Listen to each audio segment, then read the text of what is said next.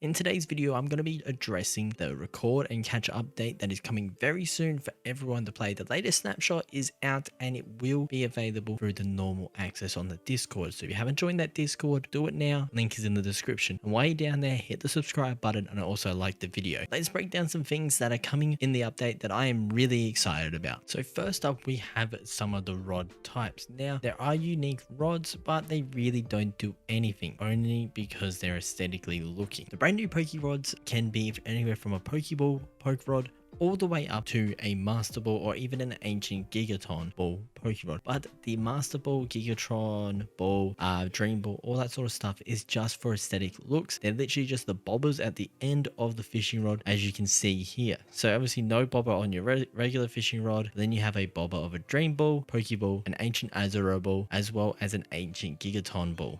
Now, to me, this is more of an aesthetic thing. You can go ahead and do this, but really a Poke Rod, just a regular one with a Pokeball, will do you fine. So for instance, I'm going to use that in today's video, and I'm going to explain a few things that are coming as well. Now, for instance, if you do want to change your Poke Rod into a Master Ball Poke Rod, what you will need is a smithing table, a Poke Rod upgrade smithing template, which literally just means all you're going to need to do is get yourself a Master Ball and put that into the smithing table itself, and it should do it just like you were doing regular old Neverite armor. Now, I will say this, I'm not going to do it here. This is an aesthetic only. It has no feature. It does not improve your catch rates or anything like that. Now, as we move on to improving your catch rates and also attracting special types of Pokemon with certain advantages like attack, speed, all that sort of stuff, you're going to need berries. Now, I will say this, for this video, I will explain what an Oran Berry does first, all the way down to a Lum Berry, because a Lum Berry has a very special feature that some people may not know about. Okay, so first up, I'm going to say that the Oran Berry,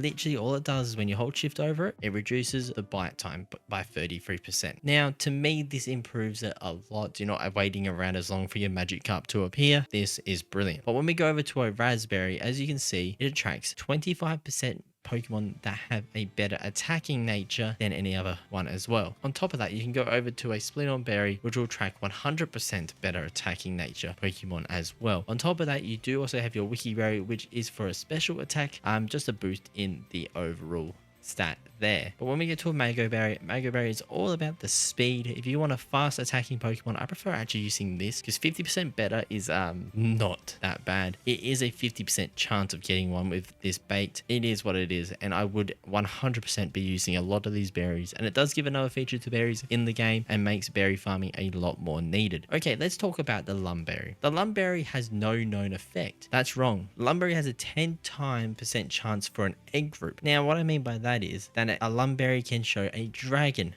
/ monster type berry group and also can attract that as well. I think this is actually really good, especially if you're trying to get that sort of feature. I personally can't believe they put this in the game. For now, it's going to do. It is brilliant. Now, apparently to make this stuff work, all you have to do is hold the berry in your offhand and cast. As you can see, it does it there. Now, this gives me a 100% times 10 chance of, now this gives me a 100% chance of a 10 times percent boost to try and reel in and capture a dragon type. As you can see there, Barbaroach. Now, to me, this isn't a dragon type from memory, but the Lum Berry has attached a different type of Pokemon, which at the same time, it is what it is. But to me, I think having it in your offhand is a little bit weird, but it does the best that it can. Let's see what else is in this update coming up. So if you are unaware or you just haven't seen it, Pokedexes are now part of the game. They are no longer a mod that you need to install alongside with Cobblemon, as they are out in the Cobblemon mod itself. So all you got to do is get yourself a Pokedex. You can open it up and you can automatically just look around. Now, there is a weird feature that